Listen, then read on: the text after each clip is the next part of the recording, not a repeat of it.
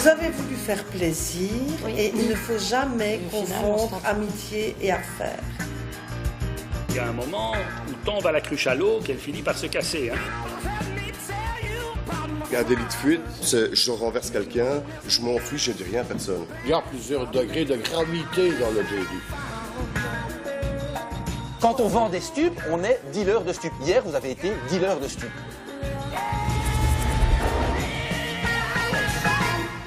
Bonsoir à tous, c'est un plaisir de vous retrouver pour ce nouvel épisode de Face au juge, l'émission qui vous dévoile les coulisses de la justice. L'année dernière, cela faisait 15 ans que la police n'avait plus enregistré aussi peu de faits criminels et cela fait 4 années consécutives que ces chiffres baissent. Plusieurs raisons pour expliquer ce phénomène, comme ici à Bruxelles par exemple, où la justice a mis en place les procédures accélérées. En moins de 2 mois, les délinquants qui sont arrêtés par la police peuvent être présentés face au juge.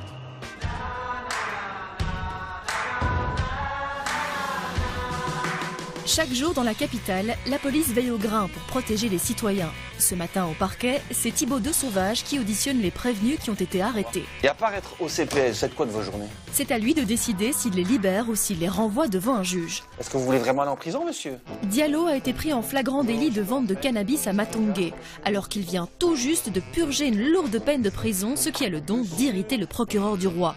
C'est en présence de son avocat qu'il se fait auditionner. Comment est-ce qu'il est possible de vous retrouver dans mon bureau? Je me le demande. Expliquez-moi ce qui s'est passé hier. En fait, j'ai vendu 3 paquets. Vous avez vendu 3 paquets de quoi? Des petits paquets de marijuana à 10 €. Ok, et pourquoi vous faites ça? Parce qu'en fait, j'ai une petite situation précaire, parce que là, maintenant, je suis à la CPS. J'ai eu plein de tracas qui sont arrivés, donc il y a eu plein de trucs qui sont arrivés dans ma vie. Je sais que j'ai fait une erreur de dingue, que j'aurais même pas dû être là-bas. Tout ça, je le sais. Là, je le sais, monsieur. Monsieur, j'entends bien. Et franchement, quand je vous écoute, j'aurais même envie de vous croire. J'aurais envie de vous croire, monsieur, mais quand je lis votre casier judiciaire, je suis désolé, monsieur. Attendez. Combien de temps avez-vous déjà été en prison? 12 ans, monsieur. 12 ans, et j'ai fait 2 ans de bracelet. Et je suis rentré, j'avais 18 ans. Monsieur, je tombe de ma chaise quand je lis votre casier. Je sais, monsieur. 2001, 4 ans, vol avec violence. Vol avec violence, vol avec effraction, coups et blessures. Je sais, monsieur. 2003, 40 mois, vol avec violence. Encore 1 an, vol avec violence. 2004, 2 ans, vol avec violence. 2004, 10 ans, monsieur. Ouais, je sais, pour des faits très très graves. Pour des faits hyper graves. Parce que j'étais dans une bande et tout. Tout ça, c'est fini. Je fais plus partie de ces bandes-là. Ça, c'est les faits avant. Vous êtes sorti de prison quand, monsieur? Je suis sorti en 2014 en bracelet. Oui, mais le bracelet, on l'a enlevé en 2016. Comment ça se fait qu'on vous trouve hier encore à vendre des stupes? Comment c'est possible? Je peux pas comprendre ça. Monsieur le procureur, je vous jure, c'est pas mon truc de faire les stupes. Je vous jure. Là, C'est pas votre truc, mais hier c'était votre truc. Qu'est-ce que je devrais faire alors, monsieur? Pas vendre des stupes. 4 packs, il y a des gens qui vendent plus, monsieur. Et quoi? Ils sont vraiment dedans. Monsieur, attendez. Stop. On trouve toujours des choses qui peuvent être plus graves. Mais il faut pas banaliser, hein. Non, je banalise pas. Quand on vend des stupes, on est dealer de stupes. Hier, vous avez été dealer de stupes. Pour moi, un dealer, c'est le mec qui est là tous les jours, non. Un dealer, c'est une personne, la définition d'un dealer, c'est une personne qui vend. Même quand il vend un jour, c'est un dealer. C'est un dealer d'un jour, mais c'est un dealer quand même. Ah oui. Qu'est-ce qu'il faut faire pour que vous cessiez de commettre des infractions? Il faut qu'on m'aide, monsieur. Et il faut qu'on vous aide à quoi? En vous remettant en prison? Non, pas la prison. J'ai besoin de comment dire ça, monsieur. J'ai besoin d'un...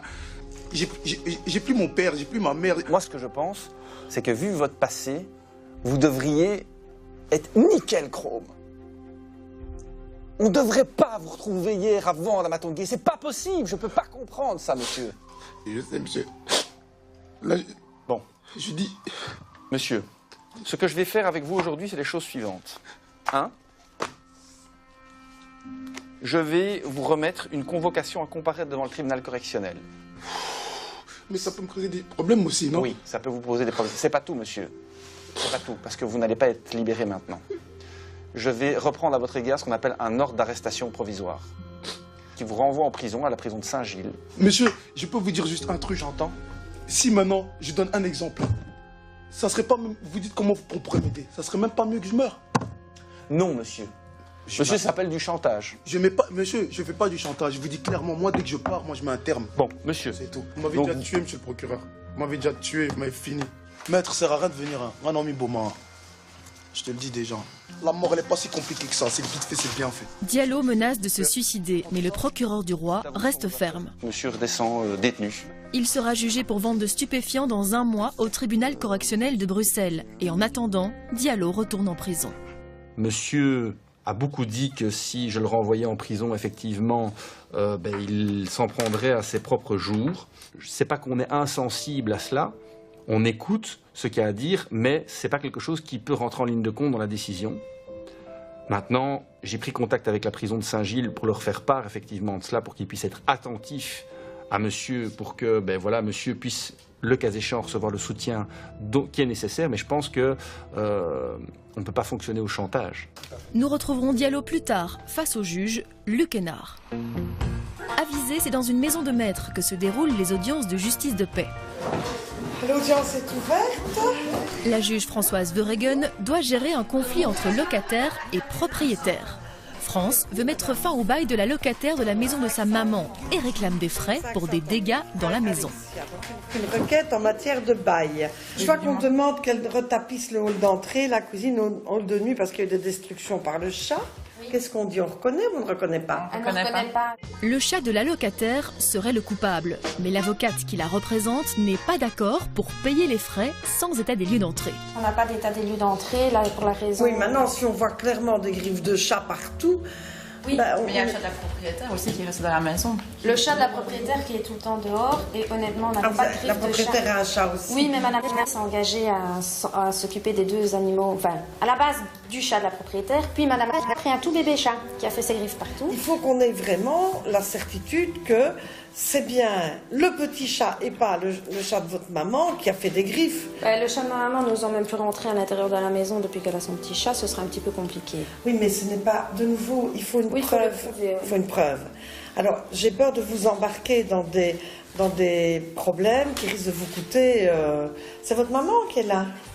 Je vais vous s'il vous plaît. Vous pouvez approcher, madame. Aurore vient en aide à sa sœur France, persuadée d'avoir la preuve que la locataire accepte de remettre à ses frais la maison de leur maman en état. Dans un des mails que mademoiselle a renvoyé à ma mère, elle reconnaît, parce que j'ai lu le dossier juste avant elle reconnaît qu'elle doit retapisser et tout le bazar et que ce sera fait en fait. Donc c'est mademoiselle qui s'engage à retapisser. De quand date ce mail-là? Non, c'est celui d'avant, je pense. Après le... Excuse-moi, j'ai pas lu tous ces mails avant de... Moi bien. Je t'en prie, dans la menace. Dossier, heureusement que c'est moi qui l'ai monté. Mais oui, mais je te dis, je l'ai lu, je me suis dit, non, ça c'est ma Michaud. Elle reconnaît. Vous n'allez pas vous disputer les deux sœurs? Non, pas du tout, on s'entend très bien justement.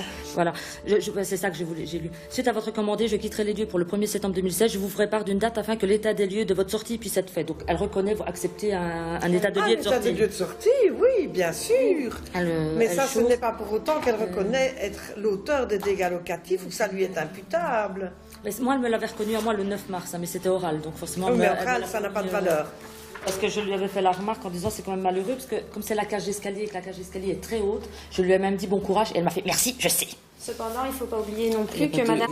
Tais-toi. Madame loue une maison, 4 façades avec un grand jardin complètement meublé, elle n'a rien dû avoir. C'est la maison de votre maman à la base. C'est la maison de ma maman. Et à la base, c'est un accord à l'amiable pour dépanner Alexia. Parce que Alexia se plaignait que ses parents lui prenaient tout son argent, qu'on la mettait dehors. Donc ma maman s'est dit, on va faire un arrangement à l'amiable. Alexia était une amie de qui? À moi, ma meilleure amie. Ah, c'était votre meilleure amie? Oui, moi de base j'étais contre qu'on lui loue la maison, mais bon, j'ai cédé vu qu'elles étaient 2 contre moi. Vous n'êtes plus amie du tout, si j'ai bien compris. Sachant que j'ai droit de... Ça se passe très mal.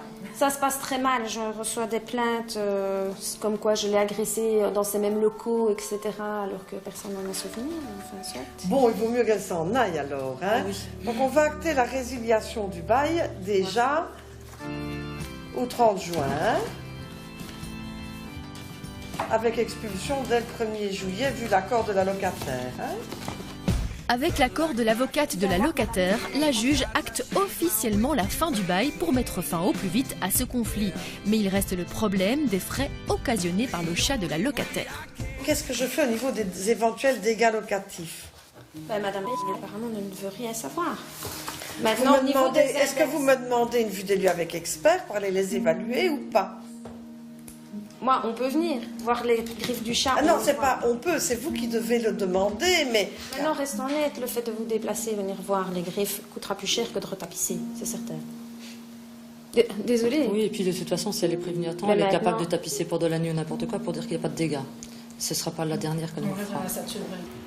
Par contre, au niveau de l'indexation du loyer, est-ce que nous sommes en droit de le réclamer maintenant? Pour les 3 ans C'était passés. un bail non enregistré, en principe. Oui. Vous avez voulu faire plaisir, et il ne faut jamais Et au final, on confondre se trompe. amitié et affaires. Et vous venez avec vos sentiments, et je comprends que c'est difficile. Bonne fin de Les deux journée. sœurs choisissent finalement de laisser tomber les frais occasionnés par le chat et clôturer cette affaire au plus vite, même s'il leur faudra du temps pour tourner la page. On sent que c'est une affaire qui vous tient vraiment à cœur. Moi, personnellement, je suis déjà sous calmant, donc il vaut mieux, parce que non, ça prend des proportions trop grandes. Ça touche aussi bien la famille, les amis, parce que la personne en question fait énormément de soucis partout. Donc voilà, c'est son habitude, elle ne sait pas vivre sans problème. Il est temps, je crois, qu'elle comprenne qu'on peut jouer, mais qu'à un moment donné, il faut que le jeu s'arrête. Et elle n'a pas de limite. Madame la juge, être juge de paix, est-ce que ce n'est pas aussi être psychologue parfois? Mais en tous les cas, on essaye, parce que dans la fonction de juge de paix, il y a le mot paix, ce qui signifie qu'on attache beaucoup d'importance à essayer d'apaiser les relations, les conflits entre les parties. On doit faire preuve dans ce contexte-là d'écoute, d'empathie, mais aussi de respect, et donc forcément d'un petit peu de sens de psychologie qu'on acquiert au fil du temps.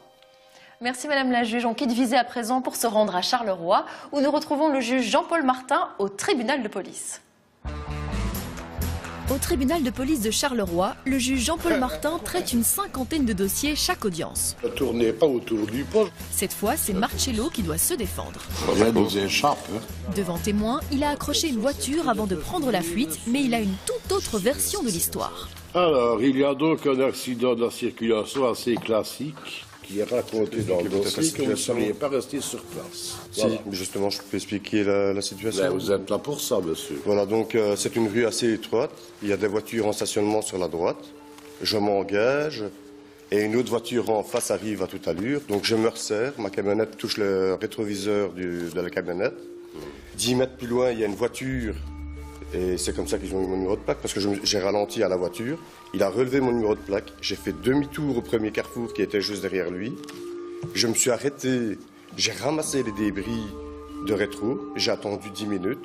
C'est vrai que j'aurais peut-être dû demander... J'ai un témoin qui me dit ceci, mais bon, hein. J'ai attendu pour voir ce que le conducteur allait faire. Oui. Le conducteur s'est arrêté, c'est vous. Oui. Il est allé faire demi-tour. Oui. Jusque-là, nous sommes d'accord. Puis, il est sorti de son véhicule. Oui. A repoussé les débris qui jonchaient le sol. J'ai Il est ramassé les ensuite débris, parti oui. sans prendre contact avec le propriétaire des véhicules tamponnés sans laisser ses coordonnées. Voilà. Donc, le monsieur a bien vu que je me suis arrêté, que j'ai ramassé les débris et que j'ai attendu. Lui, il est parti, lui, hein. Il a relevé mon numéro de plaque. Je savais bien que j'allais avoir des nouvelles, vu que ça devait être certainement un voisin.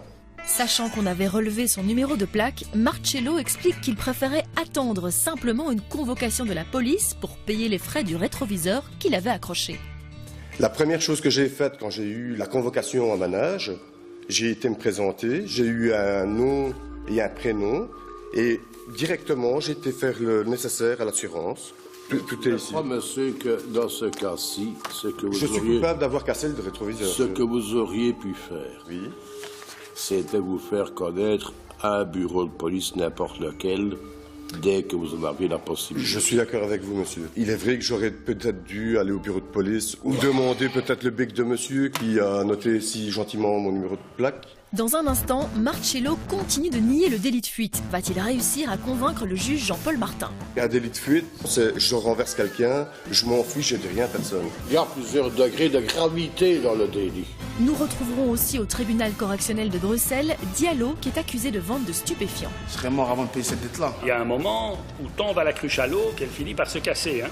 Et Jésus qui a volé 3 boîtes de préservatifs dans un supermarché. Je ne vous demande pas d'expliquer ce que vous alliez faire avec l'objet du vol.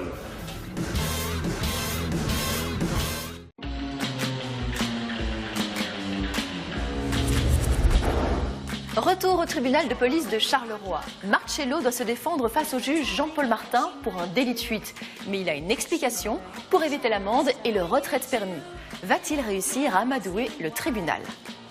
Tout est ici. Je crois, monsieur, que dans ce cas-ci, ce que vous Je suis auriez... coupable d'avoir cassé le rétroviseur. Ce que vous auriez pu faire, c'était vous faire connaître à un bureau de police, n'importe lequel, dès que vous en aviez la possibilité. Je suis d'accord avec vous, monsieur. Il est vrai que j'aurais peut-être dû aller au bureau de police ou demander peut-être le bec de monsieur qui a noté si gentiment mon numéro de plaque et laisser mon numéro de téléphone. C'est peut-être une erreur que j'ai faite à ce moment-là. C'est à vous, dans ce cas-là, être proactif et pas attendre, Je sais bien.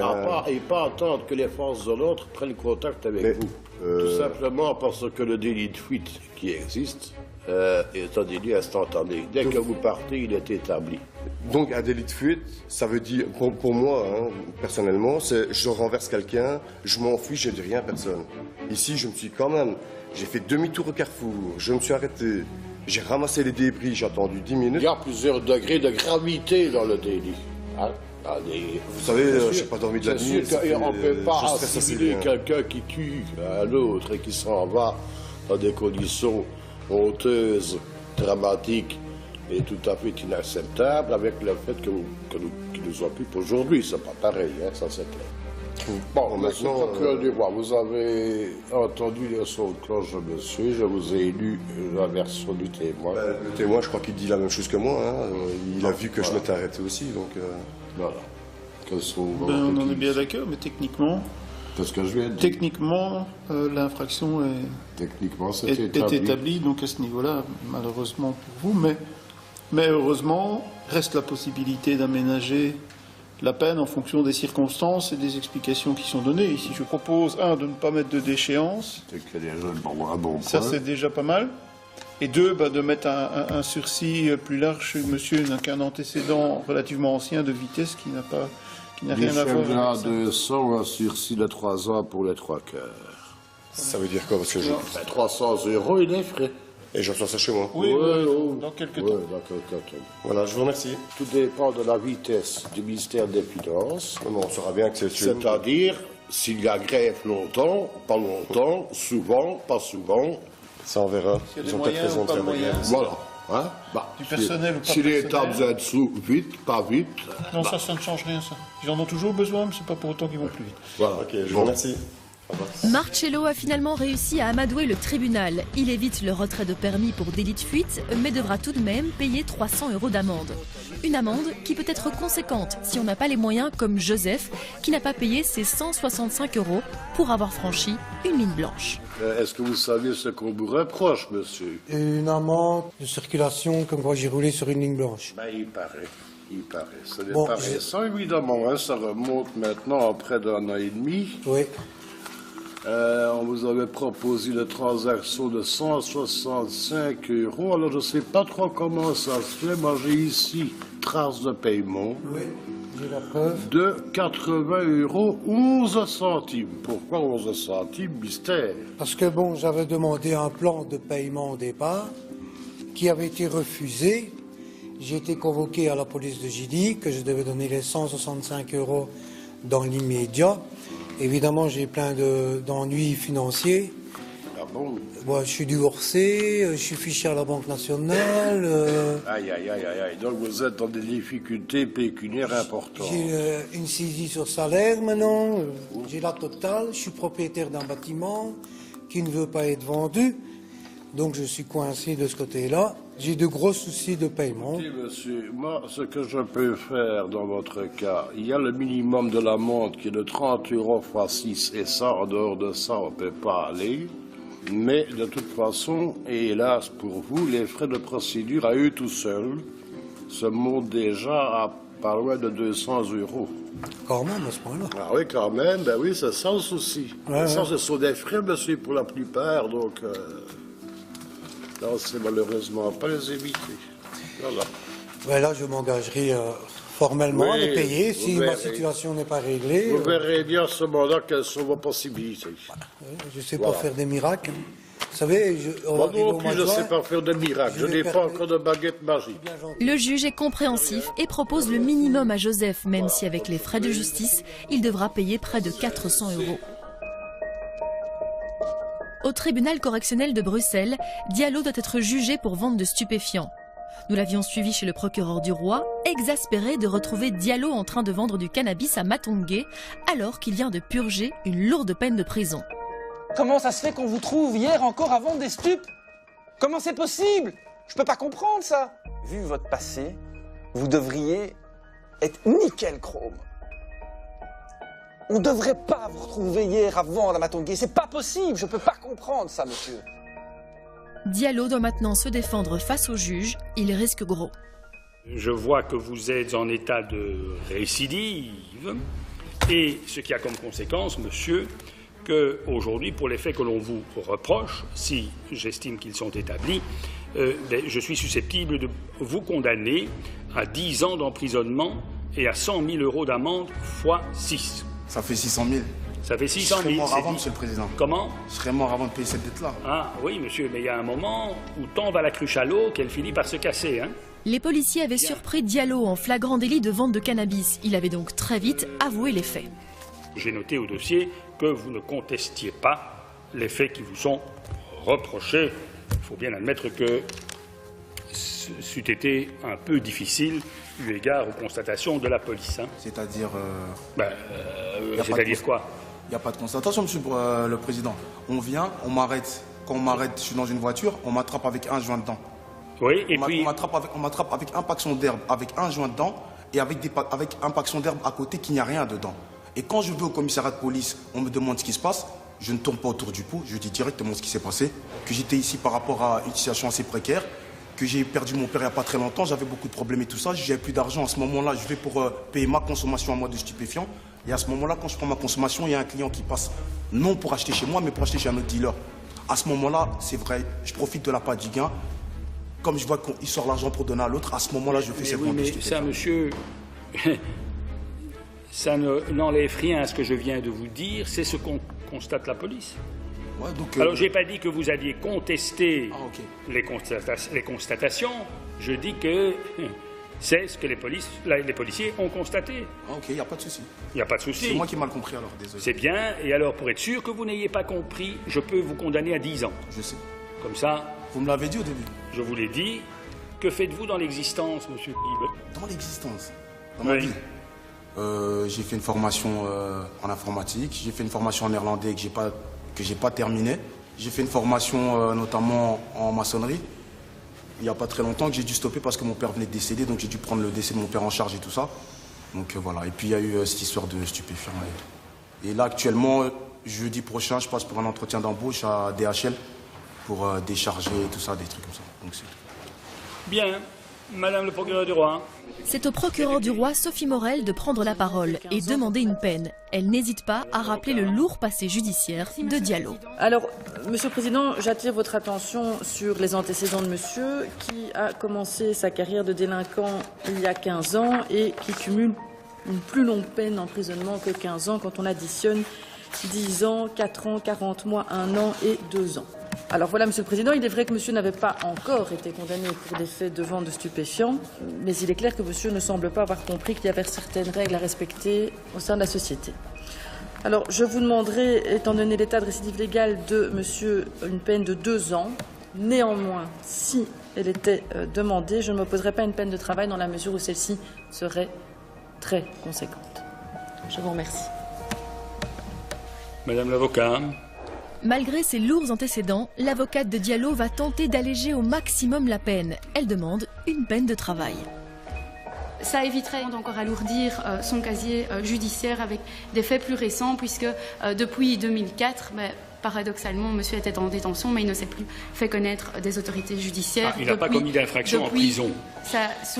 Depuis sa surveillance électronique qui a été octroyée il y a quasiment 3 ans. Donc, comment? Je dis, il ne s'est plus fait connaître des autorités judiciaires depuis sa surveillance électronique qui lui a été octroyée en février 2014. Si je veux être un peu taquin, je pourrais vous dire qu'il ne s'est pas fait prendre. Alors, vous apprécierez, Monsieur le Président, en tout cas, il n'y a aucun élément dans le dossier qui vous est soumis à ce sujet-là. Voilà, j'ai dit et je vous remercie, Monsieur le Président. Je vous dépose le dossier de pièces que j'ai annoncé. Vous souhaitez ajouter quelque chose? Non. Non? Il serait tout doucement temps de vous prendre en main. Bon, je vais réfléchir à tout ça, monsieur. Le juge doit maintenant délibérer. Diallo va-t-il retourner en prison ou va-t-il bénéficier d'une peine de travail et espérer se réinsérer au plus vite dans la société? 2 semaines plus tard, Diallo vient prendre connaissance de son jugement. Je vais vous faire part de ma décision. La prévention non contestée par le prévenu est établie sur la base des constatations de la police, dans l'espoir que son interpellation soit de nature à lui faire prendre conscience qu'il s'est engagé dans une voie sans issue. Il convient cependant, d'une part, de lui infliger une peine de travail, ce qu'il demande, et d'autre part, une peine d'amende. Le nombre d'heures à prester tient compte de l'état de récidive. Diallo écope de 150 heures de peine de travail et de 6 000 € d'amende. Et s'il n'effectue pas ces heures, il risque 1 an de prison. Voilà, monsieur. Si vous n'êtes pas d'accord avec cette décision, vous avez 1 mois pour interjeter appel. Ok, merci. Merci, Monsieur le Président. Voilà.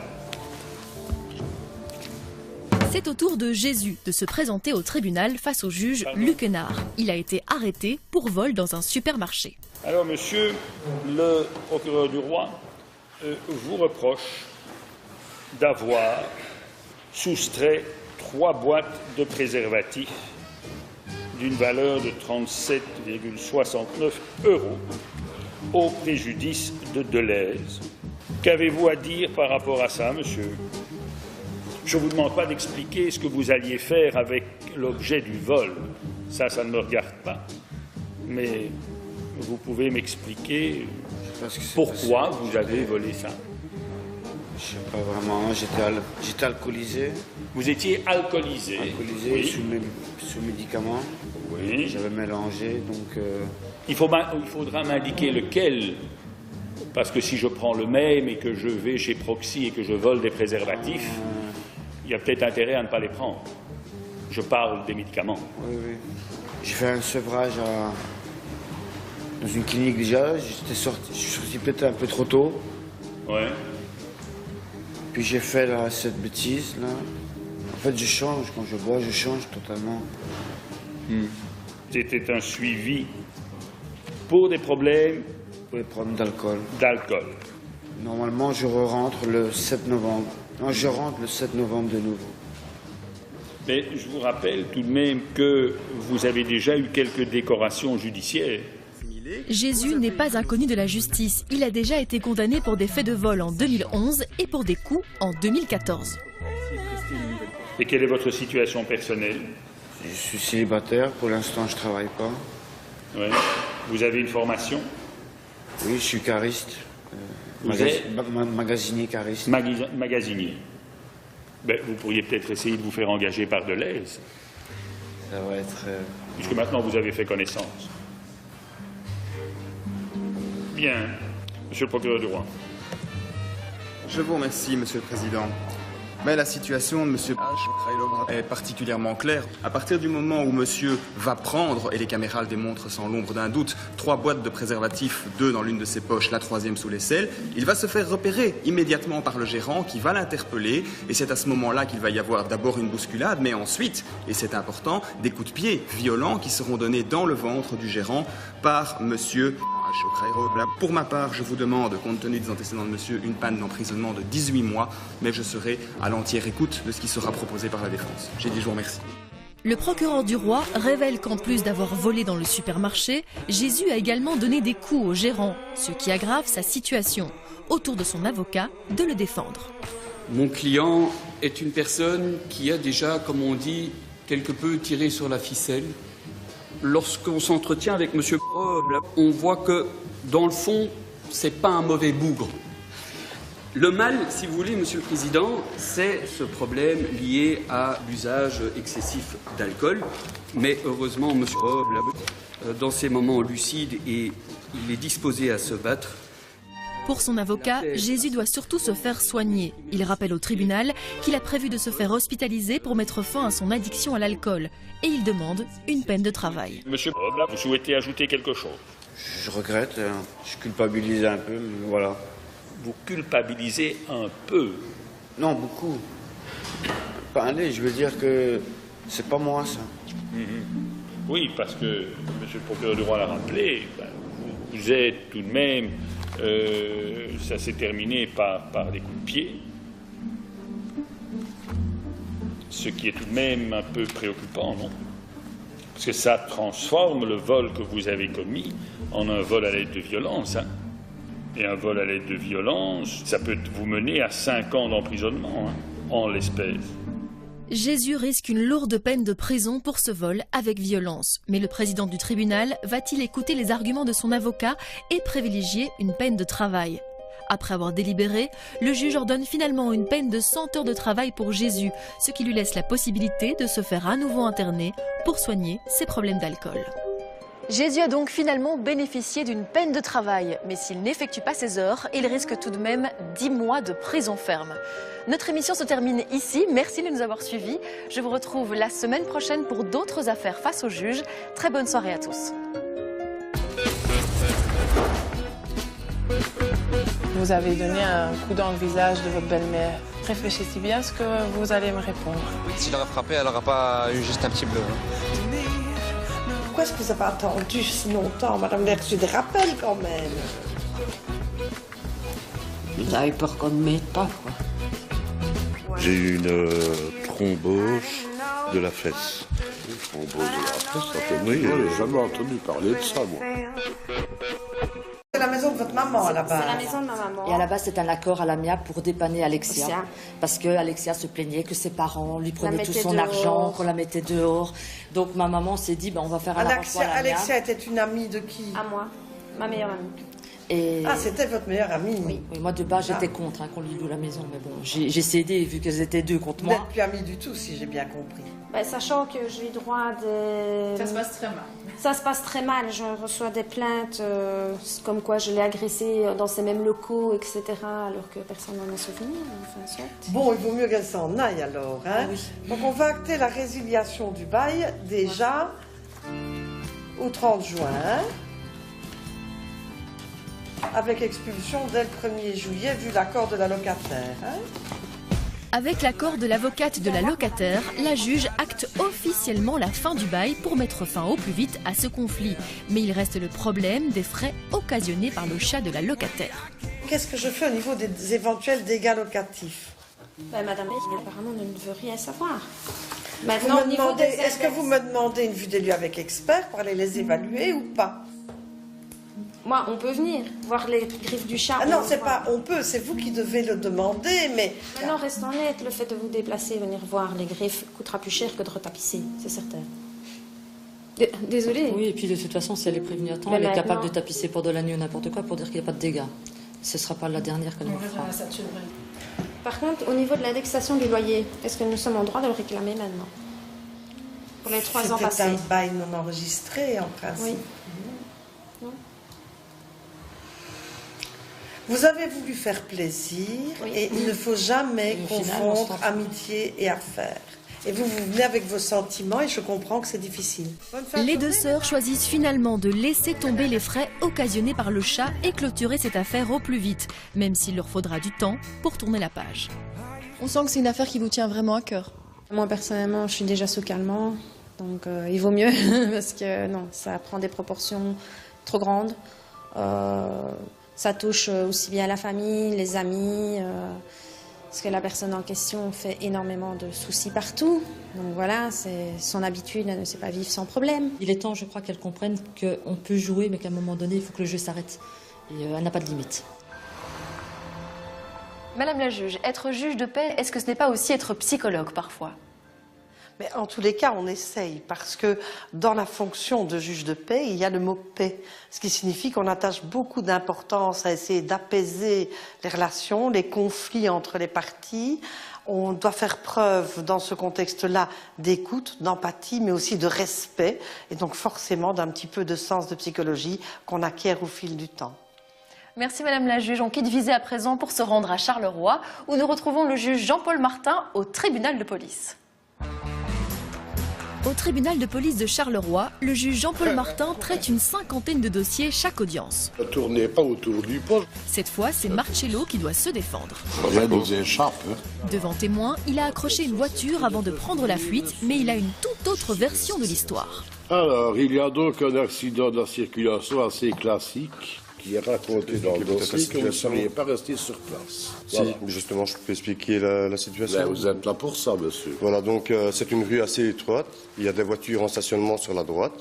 Je m'engage et une autre voiture en face arrive à toute allure. Donc je me resserre, ma camionnette touche le rétroviseur de la camionnette. 10 mètres plus loin, il y a une voiture.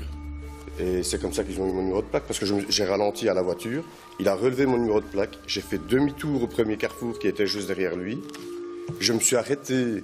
J'ai ramassé les débris de rétro. J'ai attendu 10 minutes. C'est vrai que j'aurais peut-être dû demander... J'ai un témoin qui me dit ceci. Mais bon, hein. J'ai entendu pour voir ce que le conducteur allait faire. Oui. Le conducteur s'est arrêté, c'est vous. Oui. Il est allé faire demi-tour. Oui. Jusque-là, nous sommes d'accord. Puis, il est sorti de son véhicule. Oui. A repoussé les débris qui jonchaient le sol. J'ai il est ramassé les ensuite débris, parti sans prendre contact avec le propriétaire du véhicule tamponné et sans laisser ses coordonnées. Voilà. Donc, le monsieur a bien vu que je me suis arrêté, que j'ai ramassé les débris et que j'ai attendu. Lui, il est parti, lui, hein. Il a relevé mon numéro de plaque. Je savais bien que j'allais avoir des nouvelles, vu que ça devait être certainement un voisin. Sachant qu'on avait relevé son numéro de plaque, Marcello explique qu'il préférait attendre simplement une convocation de la police pour payer les frais du rétroviseur qu'il avait accroché. La première chose que j'ai faite quand j'ai eu la convocation en manège, j'ai été me présenter, j'ai eu un nom et un prénom, et directement j'ai été faire le nécessaire à l'assurance. Tout est ici. Je crois, monsieur, que dans ce cas-ci, ce que vous Je suis coupable d'avoir cassé le rétroviseur. Ce que vous auriez pu faire, oui, c'était vous faire connaître à un bureau de police, n'importe lequel, dès que vous en aviez la possibilité. Je suis d'accord avec vous, monsieur. Il est vrai que j'aurais peut-être dû aller au bureau de police ou demander peut-être le bec de monsieur qui a noté si gentiment mon numéro de plaque. Dans un instant, Marcello continue de nier le délit de fuite. Va-t-il réussir à convaincre le juge Jean-Paul Martin? Un délit de fuite, c'est je renverse quelqu'un, je m'enfuis. C'est très grave. Pour des faits hyper graves. Parce que j'étais dans une bande et tout ça c'est fini, je fais plus partie de ces bandes-là, ça c'est les faits avant. Vous êtes sorti de prison quand, monsieur? Je suis sorti en 2014 en bracelet. Oui, mais le bracelet, on l'a enlevé en 2016. Comment ça se fait qu'on vous trouve hier encore à vendre des stupes? Comment c'est possible? Je peux pas comprendre ça. Monsieur le procureur, je vous jure, c'est pas mon truc de faire les stupes, je vous jure. Là, comme... C'est pas votre truc, mais hier c'était votre truc. Qu'est-ce que je devrais faire alors, monsieur? Pas vendre des stupes. 4 packs, il y a des gens qui vendent plus, monsieur. Et quoi? Ils sont vraiment dedans. Monsieur, attendez, stop. On trouve toujours des choses qui peuvent être plus graves. Ouais. Mais il faut pas banaliser, hein. Non, je banalise pas. Quand on vend des stupes, on est dealer de stupes. Hier, vous avez été dealer de stupes. Pour moi, un dealer, c'est le mec qui est là tous les jours, c'est son... non, un dealer, c'est une personne, la définition d'un dealer, c'est une personne qui vend. Même quand il vend un jour, c'est un dealer. C'est un dealer d'un jour, mais c'est un dealer quand même. Ah oui. Qu'est-ce qu'il faut faire pour que vous cessiez de commettre des infractions? Il faut qu'on m'aide, monsieur. Et il faut qu'on vous aide à quoi? En vous remettant en prison? Non, pas la prison. J'ai besoin de... Comment dire ça, monsieur? J'ai besoin d'un... J'ai plus mon père, j'ai plus ma mère. Moi, ce que je pense, c'est que vu votre passé, vous devriez être nickel chrome. On ne devrait pas vous retrouver hier avant à Matongué. C'est pas possible. Je peux pas comprendre ça, monsieur. Je sais, monsieur. Là, bon. Je dis... Monsieur, ce que je vais faire avec vous aujourd'hui, c'est les choses suivantes. 1. Je vais vous remettre une convocation à comparaître devant le tribunal correctionnel. Mais ça peut me causer des problèmes aussi, non? Oui, ça peut vous poser des problèmes. C'est pas tout, monsieur. C'est pas tout, parce que vous n'allez pas être libéré maintenant. Je vais reprendre à votre égard ce qu'on appelle un ordre d'arrestation provisoire, qui vous renvoie en prison, à la prison de Saint-Gilles. Monsieur, je peux vous dire juste un truc. J'entends. Si maintenant, je donne un exemple, ça serait pas... Vous dites comment on pourrait m'aider? Ça serait même pas mieux que je meure? Non, monsieur. Monsieur, ça s'appelle du chantage. Monsieur, je fais pas du chantage. Je vous dis clairement, moi, dès que je pars, moi, je mets un terme. Bon, monsieur. C'est tout. Vous m'avez déjà tué, monsieur le procureur. Vous m'avez déjà tué, vous m'avez fini. Maître, ça sert à rien de venir. Un ami Beaumont. Je te le dis déjà. La mort, elle n'est pas si compliquée que ça. C'est vite fait, c'est bien fait. Diallo menace de se suicider, mais le procureur du roi reste ferme. Monsieur redescend détenu. Il sera jugé pour vente de stupéfiants dans 1 mois au tribunal correctionnel de Bruxelles. Et en attendant, Diallo retourne en prison. Monsieur a beaucoup dit que si je le renvoyais en prison, effectivement, il s'en prendrait à ses propres jours. Je ne sais pas qu'on est insensible à cela. On écoute ce qu'il y a à dire, mais ce n'est pas quelque chose qui peut rentrer en ligne de compte dans la décision. Maintenant, j'ai pris contact avec la prison de Saint-Gilles pour leur faire part effectivement de cela, pour qu'ils puissent être attentifs à monsieur, pour que monsieur puisse, le cas échéant, recevoir le soutien qui est nécessaire. Mais je pense que on ne peut pas fonctionner au chantage. Nous retrouverons Diallo plus tard, face au juge Luc Hénard. Avisé, c'est dans une maison de maître que se déroulent les audiences de justice de paix. L'audience est ouverte. La juge Françoise Verhegen doit gérer un conflit entre locataires et propriétaires. France veut mettre fin au bail de la locataire de la maison de sa maman et réclame des frais pour des dégâts dans la maison. Une requête en matière de bail. Je vois qu'on demande qu'elle retapisse le hall d'entrée, la cuisine, le hall de nuit parce qu'il y a eu des destructions par le chat. Qu'est-ce qu'on dit? On reconnaît ou on ne reconnaît pas? Elle ne reconnaît pas. Le chat de la locataire serait le coupable, mais l'avocate qui la représente n'est pas d'accord pour payer les frais sans état des lieux d'entrée. On n'a pas d'état des lieux d'entrée, là, pour la raison... Oui, maintenant, si on voit clairement des griffes de chat partout... Oui, mais il y a le chat de la propriétaire aussi qui reste dans la maison. Le chat de la propriétaire qui est tout le temps dehors, et honnêtement, on n'a pas de griffes de chat. La propriétaire a un chat aussi. Oui, mais madame s'est engagée à s'occuper des 2 animaux, enfin, à la base du chat de la propriétaire, puis madame a pris un tout bébé chat qui a fait ses griffes partout. Il faut qu'on ait vraiment la certitude que c'est bien le petit chat et pas le chat de votre maman qui a fait des griffes. Le chat de ma maman n'osant même plus rentrer à l'intérieur de la maison depuis qu'elle a son petit chat, ce sera un petit peu compliqué. Oui, mais ce n'est pas... De nouveau, il faut une preuve. Il faut une preuve. Alors, j'ai peur de vous embarquer dans des problèmes qui risquent de vous coûter... C'est votre maman qui est là. Je vais vous s'il vous plaît. Vous pouvez approcher, madame. Aurore vient en aide à sa sœur France, persuadée d'avoir la preuve que la locataire accepte de remettre à ses frais la maison de leur maman en état. Dans un des mails que mademoiselle a renvoyé à ma mère, elle reconnaît, parce que j'ai lu le dossier juste avant elle reconnaît qu'elle doit retapisser et tout le bazar et que ce sera fait en fait. Donc c'est mademoiselle qui s'engage à retapisser. De quand date ce mail-là? Non, c'est celui d'avant, je pense. Après le... Excuse-moi, j'ai pas lu tous ces mails avant de... Moi bien. Je t'en prie, pour la menace. Heureusement que c'est moi qui l'ai monté. Mais oui, mais je te dis, je l'ai lu et je me suis dit, ça c'est ma Michaud. Elle reconnaît. Vous n'allez pas vous disputer les deux sœurs? Non, pas du tout, on s'entend très bien justement. Voilà, c'est ça que j'ai lu. Suite à votre commandé, je quitterai les lieux pour le 1er septembre 2016. Je vous ferai part d'une date afin que l'état des lieux de votre sortie puisse être fait. Donc elle reconnaît, vous acceptez un état de lieu de sortie. Un état de lieu de sortie, oui, bien sûr. Mais ça, ce n'est pas pour autant qu'elle reconnaît être l'auteur des dégâts locatifs ou que ça lui est imputable. Mais moi, elle me l'avait reconnu à moi le 9 mars, mais c'était oral, donc forcément... Oui, mais oral, ça n'a pas de valeur. Parce que je lui avais fait la remarque en disant c'est quand même malheureux, parce que comme c'est la cage d'escalier et que la cage d'escalier est très haute, je lui ai même dit bon courage et elle m'a fait merci, je sais. Cependant, il ne faut pas oublier non plus que madame... Tais-toi. Madame loue une maison 4 façades avec un grand jardin complètement meublé, elle n'a rien dû avoir.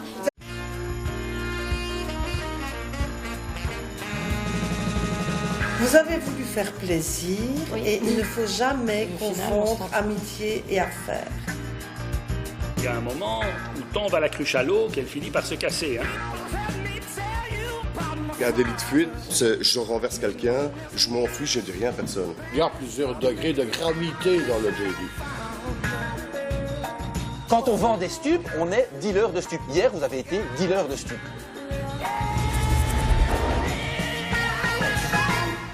Bonsoir à tous, c'est un plaisir de vous retrouver pour ce nouvel épisode de Face au juge, l'émission qui vous dévoile les coulisses de la justice. L'année dernière, cela faisait 15 ans que la police n'avait plus enregistré aussi peu de faits criminels et cela fait 4 années consécutives que ces chiffres baissent. Plusieurs raisons pour expliquer ce phénomène, comme ici à Bruxelles par exemple, où la justice a mis en place les procédures accélérées. En moins de 2 mois, les délinquants qui sont arrêtés par la police peuvent être présentés face au juge.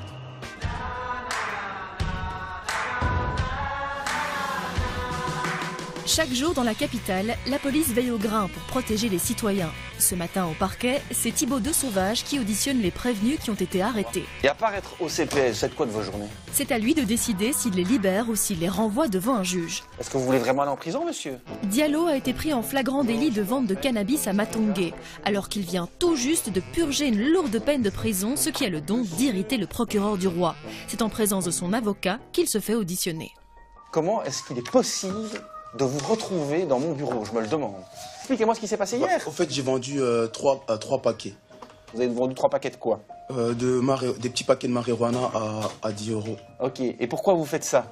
Parce qu'en fait, j'ai une petite situation précaire, parce que là, maintenant, je suis à la CPS. J'ai eu plein de tracas qui sont arrivés, donc il y a eu plein de trucs qui sont arrivés dans ma vie. Je sais que j'ai fait une erreur de dingue, que j'aurais même pas dû être là-bas. Tout ça, je le sais. Là, je le sais, monsieur. Monsieur, j'entends bien. Et franchement, quand je vous écoute, j'aurais même envie de vous croire. J'aurais envie de vous croire, monsieur, mais quand je lis votre casier judiciaire, je suis désolé, monsieur. Attendez. Combien de temps avez-vous déjà été en prison? 12 ans, monsieur. 12 ans, et j'ai fait 2 ans de bracelet. Et je suis rentré, j'avais 18 ans. Monsieur, je tombe de ma chaise quand je lis votre casier. Je sais, monsieur. 2001, 4 ans, vol avec violence. Vol avec violence, vol avec effraction, coups et blessures. Je sais, monsieur. 2003, 40 mois, vol avec violence. Encore 1 an, vol avec violence. 2004, 2 ans, vol avec violence. 2004, 10 ans, monsieur. Ouais, je sais, pour des faits